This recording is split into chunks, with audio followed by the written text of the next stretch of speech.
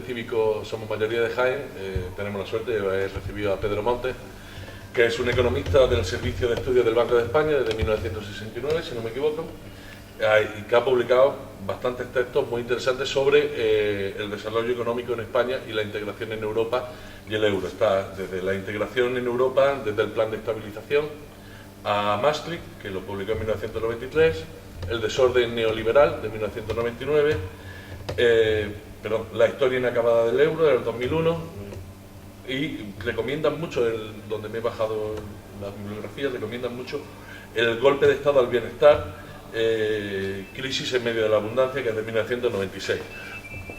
Además, Pedro Montes viene avisando de la posibilidad de esta crisis desde hace ya bastante tiempo, y es una de las personas elegidas por Julio Anguita para la comisión de organización del Frente Cívico a nivel nacional, en la mesa estatal. Provisional, sí, de los que... Es provisional porque luego nos dotaremos de una estructura democrática, pero es una persona de la entera confianza de Julio Anguita. Entonces, ya que tenemos la suerte de tenerlo aquí, nosotros que nos hemos movilizado también por las propuestas, pues queremos hacerle algunas preguntas para que nos aclare. Estamos en crisis, ¿no? Eso sí. También diría yo que sí, pero vamos, a lo mejor me equivoco. Aparece mucho, ojalá estuviéramos equivocados, pero aparece en las noticias, en la prensa económica, que el principal problema es la deuda pública, y por lo que te he leído, vas diciendo que la deuda y los intereses que está generando va a convertirse en impagable. ¿En qué sentido? ¿Cómo es? Vamos a ver, hay que aclarar el tema de la deuda. Deuda hay muchas. Está la deuda que tú tengas con tu banco por hipoteca, está la deuda que tenga tu padre, ¿no? Por haber leído un préstamo para comprarse una lavadora, está la deuda de las empresas, ¿no? Que han tenido muchos créditos para invertir, ¿no? Están las deudas de la banca, que ha pedido muchos créditos en otros bancos para dar préstamos a la gente que quería adquirir una hipoteca. Está la deuda del Estado, que no han dado sus ingresos, no le llegan a cubrir sus gastos y ha emitido deuda. Por así decir, la deuda es, por así una montaña, que es verdad, lo que se ha construido, pero claro, lo primero que hay que saber de qué hablamos cuando hablamos de deuda, a qué deuda nos referimos, ¿vale? Y luego, por encima además de esto, está la deuda de un país frente al resto del mundo, que sería los residentes de un país tienen compromisos de pago con el resto del mundo, y el resto del mundo tiene también algunos deberes, algunos compromisos de pago con los demás. Entonces, lo fundamental en estos instantes es la deuda externa. ¿Qué es la deuda externa? Es la deuda que debe todo el conjunto de los residentes de un Estado frente al resto del mundo. Y esto es realmente lo que le preocupa al resto del mundo, porque si los españoles tuviésemos las fronteras cerradas y no tuviésemos ninguna deuda, a ellos igual les daría, ¿no?, que tuviésemos muchas deudas o pocas. ¿Qué más les da? El problema es que este país tiene una deuda muy alta con respecto al mundo. Y este es el problema de cuando hablan de la prima de riesgo, cuando hablan del rescate, cuando hablan de eso, de que tienen que pedir dinero para no sufragar gastos. Pero el problema esencial es saber que nuestro país está altísimamente endeudado con respecto al mundo, ¿vale? Claro, esa deuda con respecto al mundo luego la tienen, pues eso, la tiene el Estado, o la tienen las empresas, o la tienen los bancarios, o tienen los particulares, que en general es poquito, ¿vale? Vale, pero ¿hasta qué nivel llega porque, repito, ha llegado a decir que va a ser, o que pronto va a ser impagable, que no vamos a poder la deuda, sufragar? El nivel de deuda española ya con respecto al mundo es impagable. Y es impagable porque la montaña de deuda que debemos, no tenemos forma de hacerle frente, porque para hacer frente a una deuda, la persona o la entidad o el ente que tiene la deuda tiene que tener unos ingresos muy superiores a los gastos para que de esa forma, con ese excedente, empiece a pagar la deuda que ha acumulado. Pero ese excedente, en el caso de un país frente al resto del mundo, es lo que se llama el superávit de la balanza de pago. Pero para tener un superávit de la balanza de pago, tú tienes que ser un país muy competitivo, muy capaz, que vendes mucho y que compras poco. Pero ha ocurrido que nuestro país, esa enorme deuda que tiene frente al resto del mundo, es fruto justamente de la falta de competitividad. Y si eres muy poco competitivo, a cuento de qué o por qué vas en un instante dado a ser más competitivo. Claro.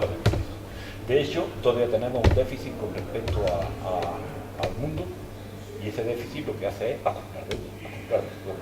Para disminuir la deuda hay que tener un excedente, ¿vale?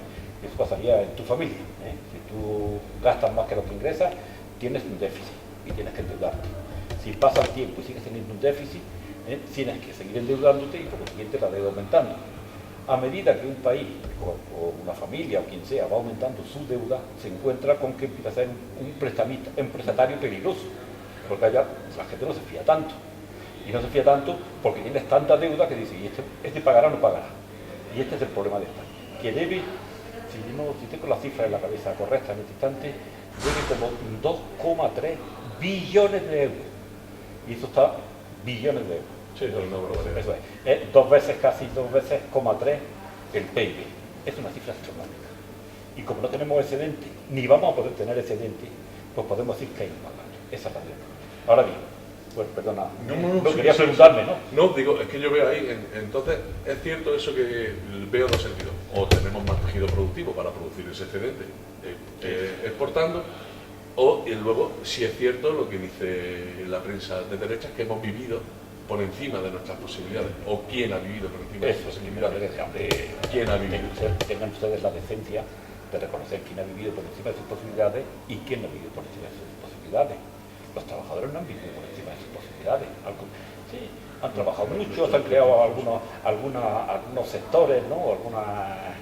De los trabajadores que han ganado mucho dinero, pero otros han vivido de su salario estrictamente, y su salario a lo largo de estos años no han crecido, porque ya han tenido en cuenta de que teníamos que ser muy competitivos y nos han vendido y nos han machacado el cerebro con aquello de que para ser competitivo pues hay que contener los salarios. Entonces, bueno, lo que sí ha ocurrido efectivamente es que teníamos una financiación muy fácil económicamente de fuera. Y entonces, un país que desde que entra el euro, empieza a tener un déficit importante, al que me he referido, el déficit de la balanza de pago, que es ingresos y gastos del país con respecto al exterior, ocurrió que como estaba recién inaugurado el euro, pues todo el mundo podía financiarse muy fácil, ¿vale? Y como todo el mundo tampoco tenía mucha deuda al principio, pues encontraba fácilmente financiación, ¿no? Sí, bueno, pero ¿qué ha ocurrido? Que a lo largo de los años ese déficit se fue incrementando, se fue haciendo cada vez más fuerte y por consiguiente ya estamos incrementando la deuda, y más deuda, y más deuda. Pero todo el mundo pensaba que esto era, que habíamos descubierto algo taumatúrgico, algo maravilloso. Podíamos crecer y crecer y crecer y no teníamos que preocuparnos de los desequilibrios o no teníamos que ocuparnos de la deuda. Y bueno, estábamos encantados del mundo, ¿no? El periodo ese de euforia, de disparate, ¿no? Y ahora parece que hemos vivido por encima de estas posibilidades. Y es verdad que en otras circunstancias habría que haber pensado qué estaba pasando en el país, pero nadie lo pensó.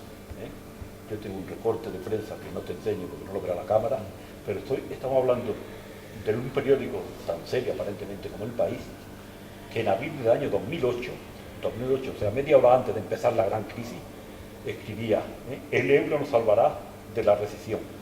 Los expertos señalan que la existencia de la unión monetaria evitará la crisis que hemos tenido. Era mentira. Pero bueno, así escribían, todo el mundo estaba pensando, cuando cualquiera que hubiese visto la acumulación de deuda de nuestro país frente al exterior, debía estar muy, muy preocupado. Pero ¿qué pasó además? Que estábamos en una situación más o menos, eso es, para alguien que hubiese leído correctamente lo que estaba pasando, tenía que estar muy preocupado. Pero ocurrió además la crisis financiera internacional, que esa tiene un origen distinto a los problemas de la Unión Europea, ¿vale? Y estalló la crisis con la quiebra del banco norteamericano, el Lehman Brothers, que fue el 15 de septiembre de 2008, y claro, se creó una conmoción en el mundo por la montaña de deuda que hay, y porque entonces empezamos a darnos cuenta de que esa montaña de deuda no toda era pagable, y esa montaña de deuda no toda era sana. En el caso del americano era la hipoteca subprime, en el caso de otros países pues era un excesivo crecimiento del crédito, entre ellos nuestro país, que había dedicado mucho dinero a irse había dedicado mucho dinero obtenido en el exterior para financiar una burbuja inmobiliaria. Cuando estalla la crisis, de pronto hay que volver y todo el mundo pone la lupa, se cierran los mercados, todo el mundo piensa que esto es una crisis del capitalismo sin solución, que habíamos estado viviendo disparatadamente, y empieza todo el mundo a observar cómo es las cuentas de sus vecinos, ¿no? Y es ahí cuando se pone la lupa sobre la situación española, y es ahí cuando empieza el problema de España. ¿no? Pero el problema ya estaba creado. El problema ya estaba creado, como digo. El problema, lo que vino a hacer la crisis financiera internacional fue poner eso, arrojar la luz, ¿no? Los focos, poner los focos sobre cada uno de los países. Pero los países ya estaban condenados de antemano.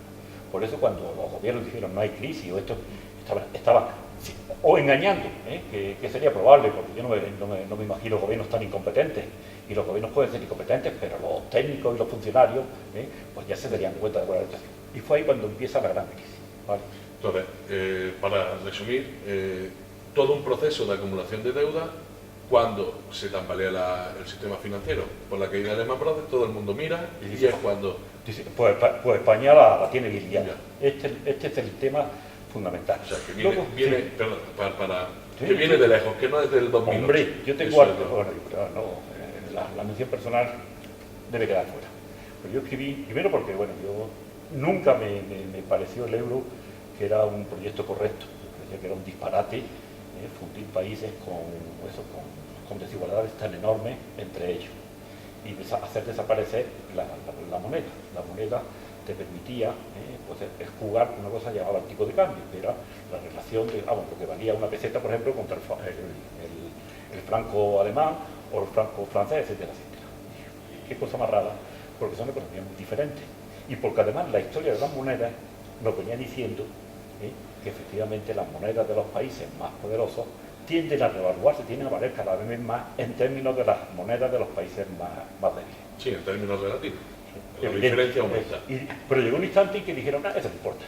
Todas las monedas a partir de ahora y hasta la eternidad van a valer lo mismo. Y eso era bastante delicado, ¿verdad? Por eso la otra cuestión por la que yo dije, esto del euro es muy peligroso desde el punto de vista político.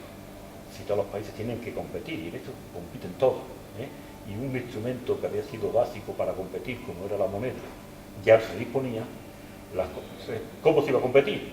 Pues como lo hemos visto que se compite, con los salarios, con las pensiones, con la precarización del mercado laboral, con reformas laborales regresivas, bueno, toda la panoplia de por lo políticas. que estamos aquí. No, eso es. Y empezaron, la gente dijo, esto es maravilloso. Pero cualquiera que hubiese seguido la economía a lo largo de la década, ya del nuevo siglo, por 2003, 2004, 2005, debió plantear que eso no iba bien. Y no iba bien. Y bueno, ya te digo yo, escribí un libro, que ha citado, de la historia inacabada del euro, pues inmediatamente después de salir el euro, de fundirse el euro. Y fue un libro, pues ya el mismo título lo pone en solfa, diciendo, ya veremos. Hay mucho entusiasmo, pero ya veremos dónde lleva esto. Y luego, pero en el año 2005, 2006, pues también escribí artículos diciendo, pero no se dan cuenta que estamos endeudándonos a unos ritmos que son insostenibles y que esto hay que pagarlo en algún momento. Cuando hay que pagarlo, ya no se puede. Pero eso es el problema de la crisis. Por un lado, nos lo hemos buscado, o los gobiernos nos lo han buscado a nosotros, mejor dicho, y ahora, bien, ya después de haber visto todas más o menos por encima las causas, salidas posibles a este gran problema. Salidas posibles. Hombre, yo creo que se han ido cerrando en un instante dado, cuando empezó la crisis, esta que llamamos del euro, ¿no? Pues se pensaba que había como tres alternativas, ¿no? Vamos a hacer un ajuste interno, ¿vale? Un ajuste interno no sería más que una forma de ganar competitividad por la vía de reducir salarios, de cortar gastos sociales, por así decir, hacer nuestras mercancías más baratas como consecuencia de que los costes laborales, todos los costes laborales, los directos, las pensiones y digamos, los servicios públicos se redujeron. Y esto es la política que se venía aplicando. Vamos a reducirlo.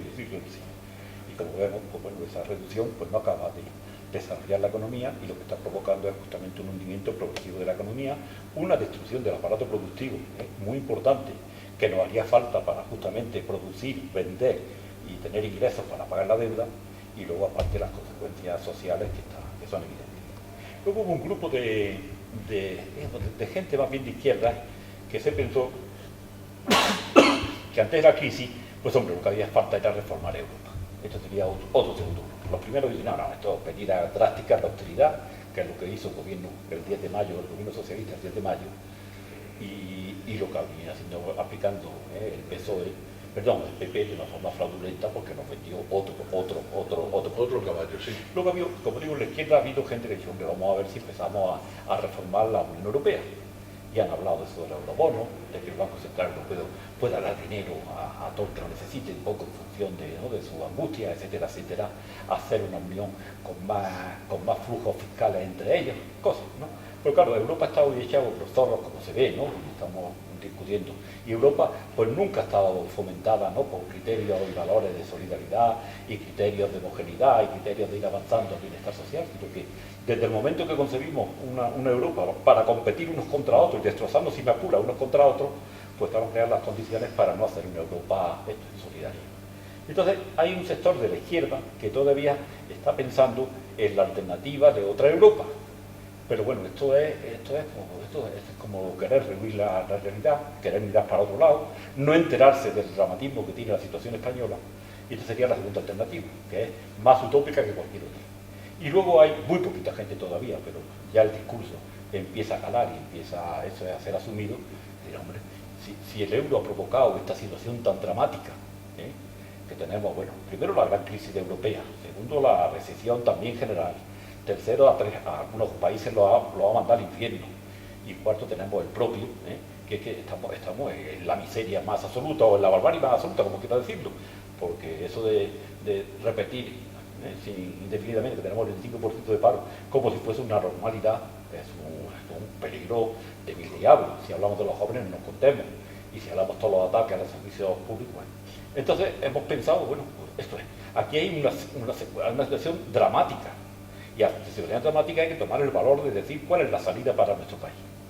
Como no creemos que los ajustes sean la salida, y no lo creo, y de hecho tenemos el anticipo de Grecia, donde se ve que nos vamos hundiendo, los países más hundiendo, más austeridad, más paro, más déficit también. Más rescate, porque sigue otro. Y luego la palabra rescate es una palabra muy, muy confusa. Porque si yo estuviese en una situación desesperada y me rescatan, ya estoy liberado. Pero el rescate no es que te prestan dinero un poco para pagar lo que debes. Eso es para que la banca española, por ejemplo, le pague a la banca alemana, pero no se lo dan gratis, se lo dan bajo condiciones y sobre todo se lo dan bajo el sometimiento. A partir de ahora, desde el momento en que yo soy el que presta dinero, usted tiene que hacer lo que yo diga, que es lo que dice la Troika, esta que llamamos la Unión Europea, el Fondo. Entonces, yo en particular digo, hay algunos también, otros poquito economistas hemos dicho, esto hay que planteárselo como decía, radicalmente. Y el país lo que está esperando es una solución. Y esa solución, desde mi punto de vista, pasa inexorablemente por desligarse de la Unión Europea. Quiero decir, lo puedo decir en blando y lo puedo decir en más en duro. En blando, recuperar la soberanía que perdimos al fundarse el euro. Y esa soberanía significa dos cosas. Primero, la pérdida de lo que llamamos el tipo de cambio. Y segundo, que la política monetaria que hace un país para eso, resolver sus problemas, ahora la diseñan en Frankfurt cuando quieren. Y yo lo que digo, hombre, pues vamos a hacerla nosotros. Y eso del dinero, que falta tanto dinero, y que bueno, y está la gente tan desesperada, y las empresas rentables, empresas viables, que no pueden marchar, pues lo que necesitan es dinero, lo que necesitan es un lubricante. Y ese lubricante no tiene nada de maravilloso. Eso lo fabrican los bancos centrales. Hombre, recuperemos nuestros bancos centrales. Eso tiene que ir acompañado automáticamente de la concepción de que la deuda no se puede pagar. Y el país tiene que levantar una bandera blanca y decir, usted, la deuda en estos instantes no podemos pagarla. Podemos hacer, o quítemela, o deme 20 años de moratoria para que yo pueda rehacer. Pero esta es la alternativa que yo creo más realista, porque la otra, como vemos, es un camino, es deslizarnos hacia el infierno. Y esto es un poco el tema. Por lo menos esto es tal como yo lo veo y lo planteo. Y no lo planteo porque a mí no me gusta hacer euro, que nunca me gustó, digamos, como proyecto, sino bueno, porque le gusta ahí la catástrofe que nos ha generado. Entonces, mire, yo no, si pudiésemos seguir en el euro, si pudiésemos hacer la Europa que quiere mucha gente para seguir en el euro, yo me apuntaría igual, ¿no? Porque yo no vivo, ¿no?, del catastrofismo, y no vivimos los que estamos un poco por estas medidas radicales contra la Europa. Eso es una falacia, una mentira. Sí, no es volver a una autarquía ni nada de eso. Todo lo que vamos a recuperar, algunos elementos de eso es, de la soberanía y de los instrumentos que tiene un país para responder a los problemas reales de su gente, hay que recuperar.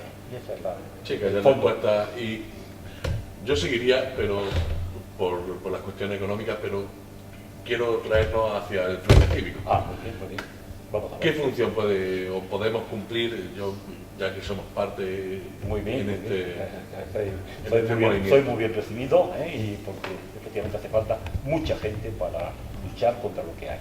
Vamos, ¿qué es lo que ha hecho Julián Guita? Julián Guita hizo una propuesta en Barcelona este verano, y parte de dos cuestiones fundamentales. Por un lado, eso es la comprensión de la gravedad que tiene la crisis económica. Esto no tiene solución, y Julio, que no ha avanzado todos los elementos de la alternativa, lo dice por lo menos claramente. En el marco de Maastricht, en el marco de la Unión Europea, no hay solución, lo cual es decir mucho.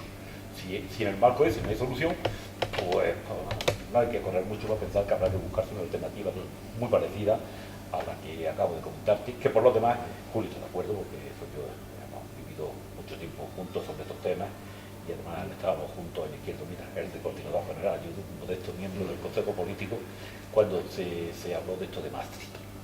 Entonces, Julio ha constatado también la debilidad genérica, si me apura, ¿no?, en todos los órdenes que tiene la izquierda. Eso no, pues no hay que ser muy espabilado para darse cuenta, ¿no? A los sindicatos muy despistados, la Izquierda Unida también, pues no acaba de enterarse del problema. Todavía la izquierda en general todavía está pensando que estamos viviendo un periodo, ¿no?, que es un poquito raro, pero que todo esto volverá otra vez a su ser, y volveremos al crecimiento infinito. Y eso, desde nuestro punto de vista, hemos entrado en un periodo excepcional. No solo por lo que está pasando en nuestro país, sino porque el capitalismo en general está teniendo una crisis muy gorda, ¿no? Y puede pasar cosas todavía más gordas de las que hemos conocido, el tema del dólar, el tema del euro en conjunto, en fin. Entonces, Julián Guita, y otro, con un grupo de amigos, digo, de gente que estábamos preocupados por esto, digo, algo habría que hacer. ¿Cómo llamamos la atención sobre la ciudadanía? ¿Cómo le decimos a la gente, hombre, entérese de que estamos en una pendiente muy peligrosa? Entiéndese que tenemos que hacer otra cosa, entiéndase que los poderes instituidos se van a por nosotros, por decirlo de una forma sencilla, ¿no? El gobierno por un lado engañándonos, ¿no? Y luego la troika esta, que no tiene otro proyecto más que preservar en la medida de lo posible el euro, y ya veremos. Y que paguemos la deuda constante y sonante. Si podemos pagarla, pero... Y bueno, la siguiente no es más que esto. Y entonces le decíamos, Julio, tú tienes un patrimonio político fuerte. Fuerte porque ha sido un hombre, pues eso, de coherencia, un hombre firme ideológicamente, ¿no? Y si me apura hasta lo personal honrado, que no es poco en estos tiempos en este país. Y dijo, ¿por qué no haces un manifiesto y te diriges un poquito a la gente para decirle que tenemos que intentar, porque además los sufridores de la crisis, los que están pagando la crisis somos la inmensa mayoría. Esto a capas sociales muy privilegiadas, pues no le está afectando nada. Es decir, afecta, pues imagínate que usted tiene 3.000 millones de euros y ya no tiene 3.000, sino que tiene 2.800, pues hombre, todavía el perjuicio... No, ¿verdad? Y entonces pues fue este llamamiento, es decir, vamos a ver si tomamos conciencia. Y si yo entiendo bien, digo, o cómo yo interpreto el llamamiento del Frente Cívico es, hombre, tomemos conciencia primero de lo que está pasando. Segundo, vamos a ver si nos unimos un poquito, que es que somos la mayoría social y estamos gobernados o por gobiernos que nos engañan, o por gobiernos fraudulentos, o por poderes que están, digamos, por encima de nosotros, la troika, los mercados financieros. Y esa es la espontaneidad que tiene el llamamiento de Julio. Dentro que tiene un fondo, pues eso, de un hombre comprometido, iba a decir, con los valores de la izquierda. Pero esto es el Frente Cívico. Vamos a ver qué es lo que hacemos. Eso es un llamamiento democrático, somos muchos los perjudicados. Vamos a tratar de tomar conciencia de nuestra situación y vamos a tratar de construir, si podemos, una especie de contrapoder, de forma tal que le podamos decir a los gobiernos de turno y a las troicas de turno y a los mercados de turno, y usted, el pueblo español quiere determinadas cosas y no está dispuesto a soportar otras. Y no es más que esto. Todo muy sencillo, pero muy difícil, no estamos hablando de problemas políticos fáciles, ¿no? Pero esto es lo que dice Julio, ¿no? Y hizo ese llamamiento, y tengo que decir, bueno, pues eso ha tenido éxito en la medida en que muchas miles de personas están de acuerdo, por así decir, con esto. Aquí estamos varios que no hemos sentido concernidos. Eso es, soy un ejemplo, pero mucha gente además, no voy a decir, hay gente, claro, más comprometida políticamente, que sabe más de política si quiere, o tiene más raíces, ¿no?, en organizaciones políticas o sindicales, pero hay mucha gente que se ha unido pues un poco al tipo de gente que estaba buscando Julio, a esa gente que no son más que ciudadanos, conscientes, razonables, gente, iba a decir, sin pura buena, que lo que estamos diciendo es, hombre, no sigamos aguantando pasivamente este deterioro de nuestra vida. Y lo que decía de positivo es que está habiendo mucha gente de esta naturaleza, y de hecho vosotros también lo habéis ya constatado en Jaén, Sí. pero yo estuve, el viernes pasado hicimos el acto en Madrid, ¿no? Y tuvimos 400 personas en un acto muy bonito que está ya colgado en la red, y estábamos haciendo a casi 20 kilómetros de Madrid el acto, y un viernes a las 5 de la tarde, o sea, un día que no era favorable. Y bueno, yo creo que se quedó la gente pues, bastante contenta. Expusimos estas cosas, cada uno le pone el sello Su personal, su acento, estilo. eso es su sentido. Pero vamos, yo no creo que me confunda mucho si lo que digo es que es un llamamiento a la conciencia de la gente y a la comprensión de que somos muchos los que estamos sufriendo este mundo que nos han construido, y que si somos muchos y tomamos conciencia de que somos muchos y que nuestro poder tiene que contar, podemos intentar cambiar. Pues esto, no digo mucho más. Si quisiera alguna cosa más concreta, pues...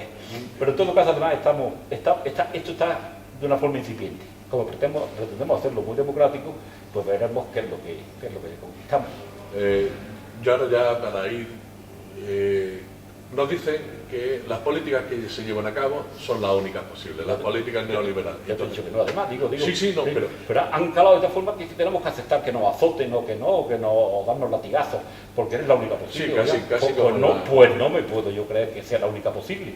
No me puedo yo creer que no pueda haber una sanidad, no me puedo ver que la enseñanza deba reducirse, no me puedo ver que el mercado de trabajo lo hayan convertido, eso es poco menos que en esclavos laborales, que es lo que hay en la vida. Por eso te quería preguntar, con calidad de economista, con mucha más, porque nosotros podemos estar indignados, cabreados, bueno, pero los adjetivos pueden ser múltiples. Pero esa es la primera toma de conciencia. ¿Es posible que suban los sueldos, el salario mínimo interprofesional, las pensiones, que las prestaciones se alarguen como pide el Frente Cívico en los 3 primeros puntos? Lo digo absolutamente.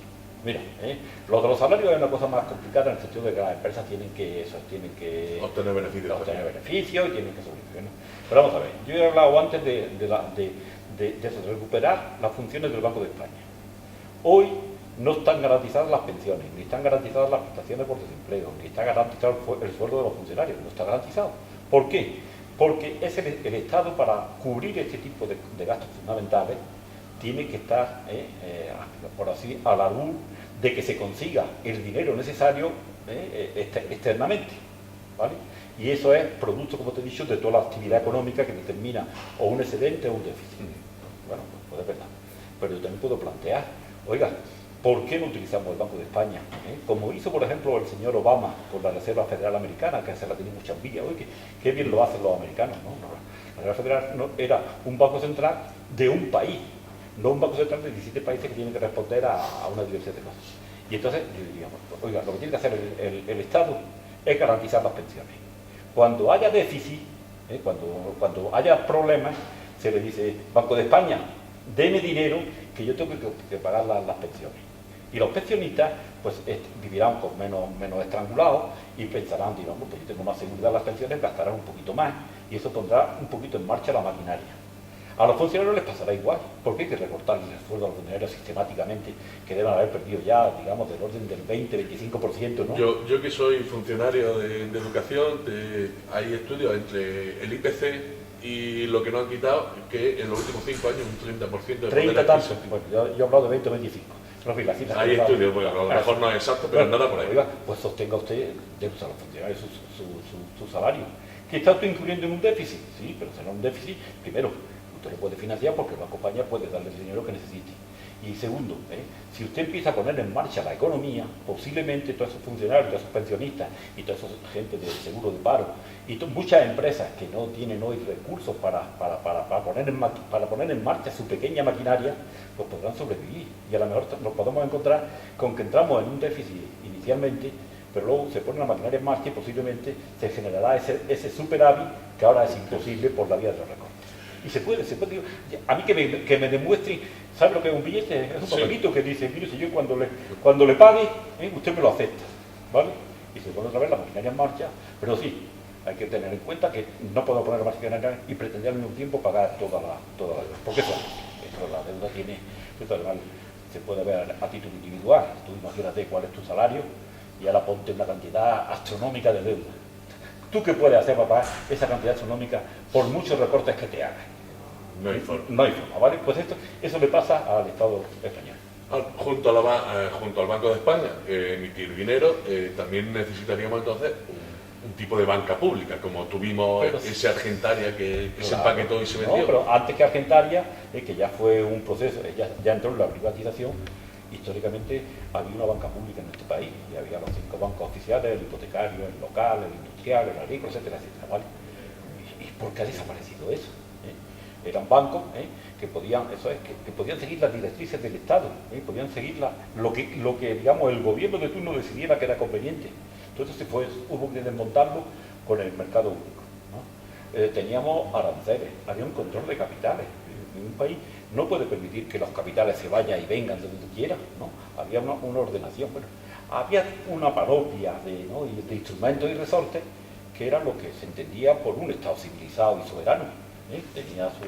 Había luego problemas económicos, había lucha de clases, había de todo. Sí, que no es la panacea, pero que por lo menos que el lo Estado, hubo. Lo hubo. Pero además, cuando se habla de estas cosas, se piensa que esto fue en la Edad Media o que fue hace 2 o 3 siglos. 14 años hace, entre el año 86 es donde empieza a cambiar radicalmente el rumbo de los acontecimientos. 86, que son 14 hasta el 2013, 14 y 13, 27 años. Bueno, pues hace 27 años este país tenía unas condiciones absolutamente diferentes a las que hay ahora, ¿vale? Y piensan que eso no es posible. Pues, el que tenga tan poca imaginación como para pensar que no es posible algo que lo hemos vivido todo, pues sí que es el problema de ustedes, no es nuestro. Vale, ya ha hablado del flujo de capitales. Ahí también va otro de los puntos del Frente Cívico, de las 10 propuestas primeras, que es la reforma fiscal, que tiene que ver atacar a la SICAP y a toda esta... Eso es. Pero fíjate, yo te quiero hablar de la reforma, claro, de la reforma fiscal, no del tipo de las casas esta gentuza, claro. Estos han cogido, lo primero el IVA, las reformas fiscales siempre han sido regresivas, reducción del tipo, no por ejemplo, el impuesto de la renta, reducción del impuesto de sociedades, todo eso, mire, ¿y por qué? ¿Y por qué no sigue teniendo? Bueno, pero quiero que vea eso, es que hay como márgenes. Una cosa es que se quepa otra política no tan dura, tan cruel, tan canalla como la que está haciendo el PP, que eso es, ¿no? Y otra cosa es que pensar que a través de esas políticas margen de cambio pequeño se soluciona el problema del país. ¿Me explico o no? Sí. Pues claro que hay entre la política, si me apura, entre la política que hizo el PSOE en la primera fase y la que hace después del 10 de mayo del año 2010 y la que está haciendo ahora el PP, que eso es como mucho más dura, hay márgenes para hacer políticas más justas, menos crueles, ¿no? Digo, por el tema de, por ejemplo, estoy pensando en los inmigrantes y la sanidad, ¿no? ¿Esto qué es? O estoy pensando ahora en los seguros, ¿no? El euro en la medicina o el copago, son cosas bárbaras. Sí. Entre eso y otra política más sensata y más armoniosa y más humana, hay posibilidades. Ahora bien, lo que no hay es en el marco de la Unión Europea y en el marco de la Europa que hemos construido, es solución. La solución tiene que pasar por una vía rupturista, una vía de quiebra de lo establecido, ¿vale? No sé si... Sí. Ya para ir terminando, también otro de los puntos es la nacionalización de los sectores estratégicos. ¿Por qué el Frente Cívico pide esto? Pues yo tengo una idea, pero a ver... Sí, es también lo elemental. Sí, a lo largo de la historia y a lo largo de, digamos, antes de empezar el neoliberalismo a triunfar, y seguramente también como consecuencia de lo que pasó en las guerras mundiales, ¿no? En las guerras mundiales los estados necesitaban garantizar algunos servicios estratégicos, como puede ser el transporte, como puede ser el acero, como puede ser la electricidad, ¿vale? Y en ese momento en que el esfuerzo de los países requería de poder dominar todos los resortes económicos, pues se hicieron sectores públicos estratégicos, ¿vale? Que estaban en manos públicas. Que el transporte lo maneja el Estado, o la base del transporte lo maneja el Estado, y la electricidad debe ser pública. Bueno, pues eso se fue todo destruyendo por la idea del neoliberalismo de que todo debía de ser privado. Y ahora decimos, pues no, lo estamos viendo, ¿no? Hay un montón de sectores que por su propia naturaleza deben ser públicos. Claro. ¿Quién debe administrar, por ejemplo, la telefonía? ¿Para qué yo tener 5 compañías telefónicas? Lo que yo necesito es una buena compañía telefónica que dé un servicio y con garantía y a precios razonables, a precios lo que haya, ¿vale? ¿Y por qué no? Y a la gente como que nos han vendido que lo bueno es tener 5 compañías eléctricas o 10 compañías de gas. Oiga, si yo lo que quiero es que me dé electricidad y que el Estado se meta las manos en esos 3 negocios, porque son los negocios públicos, son esas las cosas fundamentales. Que además son derechos muchos, por ejemplo el agua que se gestiona privadamente. Sí, pero bueno, ya sabes que aquí hay una lucha entre gente que está luchando, está peleando por construir otro mundo un poco más armonioso, más justo, más igualitario, con valores sociales, y otros que han pensado que esto es un campo de batalla, que venimos al mundo a pelear unos contra otros. Ya ven quién gana. Y bueno, pues no estamos de acuerdo. Pero tan sencillo como eso. Ya por concluir, separación Estado e Iglesia, una cosa así que sea pues más hombre, eso lo tiene Julio seguramente, eso es por muchas veces se escriben las cosas en función de los sentimientos de uno, ¿no? Pero hombre, ya está bien, ¿no? Ya está bien, podríamos decir de cura y de iglesia, ¿no?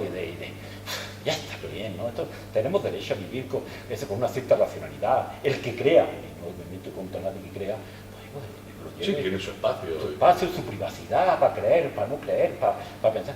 Pero hombre, el Estado tiene que tener ya su autonomía, ¿no? Absoluta, ¿no? Y no puede estar dependiente de lo que le parezca a la Iglesia, a Roma, etcétera, etcétera, en cosas de que son fundamentales. Se ha discutido en el matrimonio sexual. Habrán sufrido, bueno, y siguen sufriendo, porque todavía culturalmente no se ha superado. Habrán sufrido los homosexuales en este país, digamos, discriminación, marginación, miseria. Y ahora tratamos de, y ahora hay que estar, porque a la Iglesia le parece que la palabra o no palabra, o el tema del aborto igual, ¿no? Claro que hay que ser cuidadoso con la vida humana, pero vamos a hacerlo a lo largo de la gestación y luego un poquito después, porque hay que ver la mala vida que lleva alguna gente, ¿no? Para defender la vida. Bueno, esto está. Se nos acaba el tiempo, acaba la cinta. Bueno, pues bueno. Para despedirnos, muchas gracias, Pedro, por nada de gracias. Estamos, como yo, somos compañeros del Frente Cívico y por consiguiente tú estás haciendo tu trabajo, que pregúntame a mí y yo contestar. No hay gracias posibles, ¿vale? Pues muchas gracias.